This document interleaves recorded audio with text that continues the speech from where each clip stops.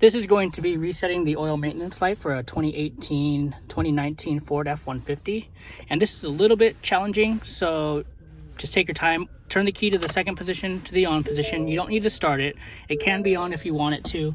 Next, what you're gonna need to do to clear your screen, you wanna go, I tried to go to the settings, advance, and my vehicle, but there's nothing actually there. I actually had nothing in this menu. So I ended up going to display mode, and I found it in here, percent of oil life.